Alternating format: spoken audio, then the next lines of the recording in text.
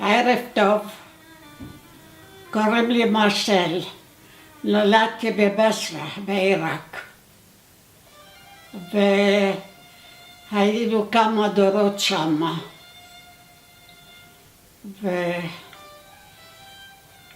התחתנתי בשנת 1938.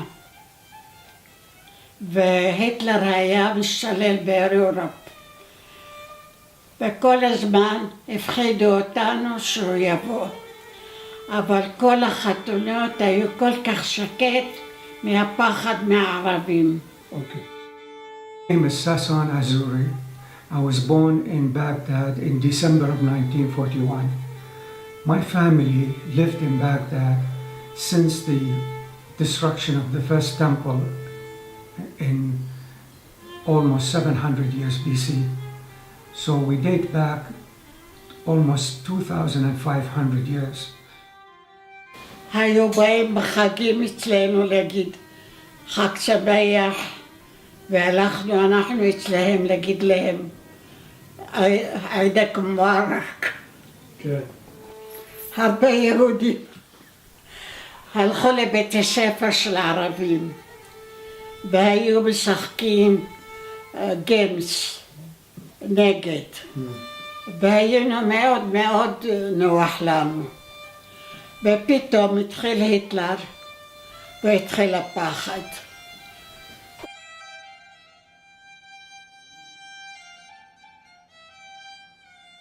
אז כשהתחיל היטלר, התחילו איתנו ככה עושים, היטלר יבוא לקחת את הבנות שלכם, היטלר כל הזמן, אנחנו התחלנו לפחד.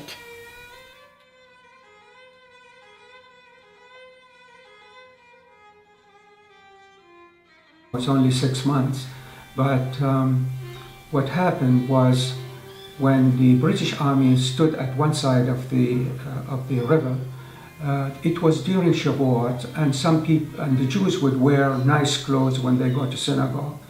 So I was told that some Jews crossed the bridge to the other side to welcome the regent, and at the time there were some soldiers roaming the streets, and when they saw this, that provoked them, they started killing. הלב שלהם היה נגדנו. היו אצלנו עוזרים ערבים, הכביסה היו בהם ערבים, לקניות היו ערבים, הכל ערבים. והיו בחגים את הדברים שהיהודים אוכלים, הכל הם שומרים את זה בשביל היהודים. בכיפור למשל, שמרו את כל העופות הלבנות בשביל היהודים. הביצים בשביל היהודים.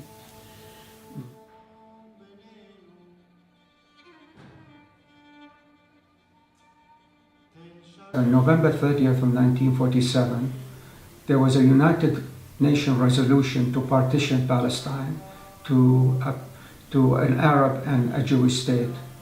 That created huge amount of problems throughout the Middle East and the Arab states. In 1950, a decree that says that any Jew who wants to go to Israel at the time could go, but they would lose their nationality, they would lose their citizenship, and they will never come back. And they gave the people 1 year to register. There was a lot of people very, very religious. They are very religious, really. I got aunties, cousins, a lot of religious people. And in Basra, they start running against the Jews. And there was one Muslim, Arab, and like that in one street. And we was here, and the other Jewish in the back. My mother tell him, please help us. He said, I can't help you all. You have to be in one corner, and I can help you. And we went out in the ceiling. In the roof? Steps, huh? In the roof? In the roof. Yeah. I was pregnant, 7 months. And we went down on the steps, And we built again in the other neighbor and another neighbor, and we went in the back. So 109,000 registered to move. A year later, the government came up with another decree that says all the properties of these Jews were seized by the state.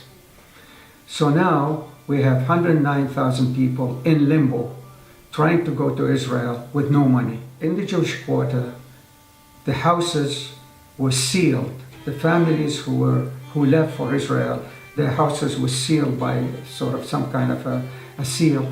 And then all of a sudden, I see Palestinian Arab refugees came to these homes. So my neighbors, instead of being Jewish, all of a sudden became Palestinian refugees. And in one house, also a big house, there were almost 14 families living in that house. When the Palestinians came to our neighborhood, quite frankly, I thought they were nice because the laundryman, I used to take some dirty clothes to him. He was very nice. We had convenience store in the neighborhood. They were really nice people, and they knew we were Jews, so there was nothing. What happened was the Muslim treated the Palestinians as third-class citizens, not only second class, but third-class citizens. They would curse them. They would, for a reason that I can't understand to this day. They were their brothers. They were talking about saving them and so on. When they came to the country, they were treated. They were either put in refugee camps or they didn't give them Iraqi citizenship. They can't work. They can't go to universities. There were a lot of restriction on the Palestinians.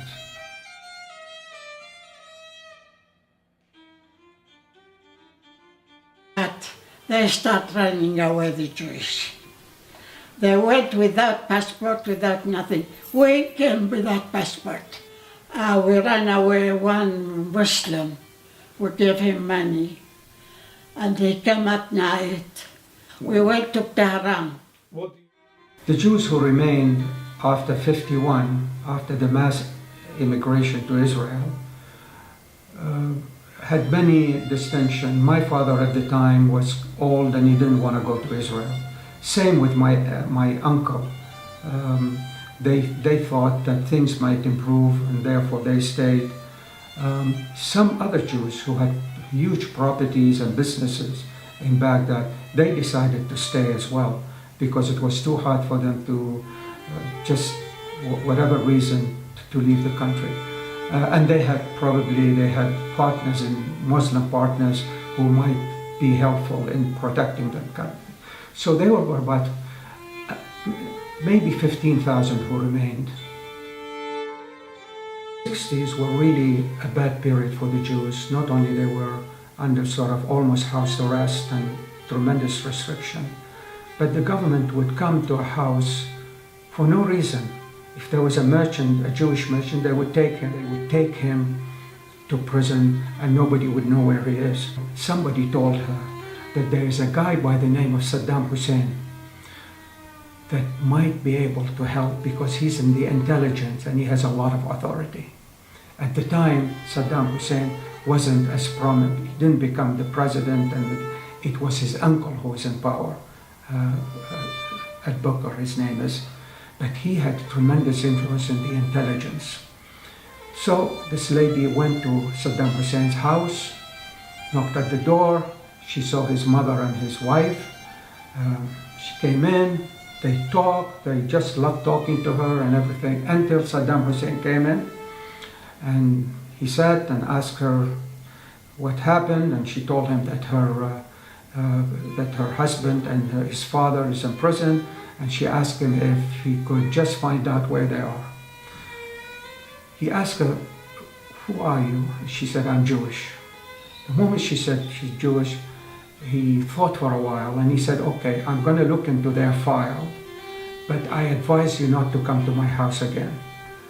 And the reason for this is bad for him, for a Jew to come to his house, so that all his enemies would say, "Oh, he's aligned himself with Jews and whatnot."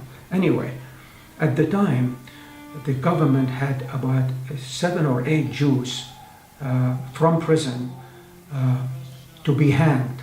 Why? Because they had internal problem in the city and they wanted to distract the people. So they took some Jews and they blamed them as spies for Israel. Now coming back to the son and his father, the moment Saddam Hussein asked for their files, the bureaucracy under Saddam Hussein were concerned that the big boss asked for the file of these two people, so they didn't touch them. They kept them in prison. They didn't put them with the other 8 who were hanged a few days later. And said if it weren't for her going to see Saddam Hussein at the time, her husband and his father would be one among those who were killed.